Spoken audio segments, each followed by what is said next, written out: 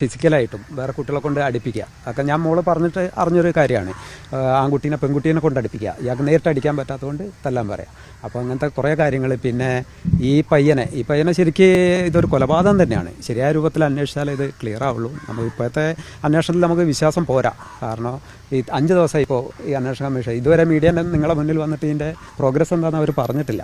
അപ്പം നമുക്ക് അതിനെക്കുറിച്ച് ഒരു ഇതില്ല, വിശ്വാസക്കുറവുണ്ട്. പിന്നെ ആ കുടുംബം പറയുന്നതെല്ലാം 100% ശരിയാണ്.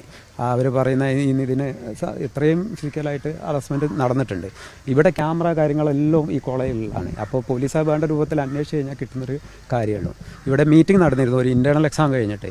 അത് 5 ദിവസം മീറ്റിംഗ് ഉണ്ടായിരുന്നു. അപ്പോൾ മാർക്ക് കുറഞ്ഞവരൊക്കെ ഇയാൾ വളരെ മോശമായി. അതായത് എല്ലാ ടീച്ചേഴ്സും ഉള്ള സമയത്താണ് ഈ മീറ്റിങ്ങിൽ പറയുന്നത്.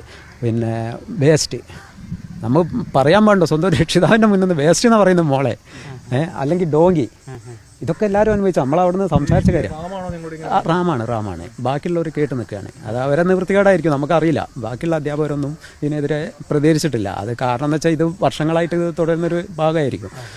അപ്പോൾ റാമിൻ്റെ ഭാഗത്തുനിന്ന് അത്ര മോശമായ വാക്കുകൾ, അടിക്കാൻ കൈയോങ്ങി, സ്വന്തം മോളെ അടിക്കാൻ കഴിയുമോ? പുറത്തുനിന്നാണ് നമ്മൾ വിടില്ല. ഇത് നമ്മൾ ഇവളിവിടെ പഠിക്കേണ്ടതാണ്. നോക്കി കൈ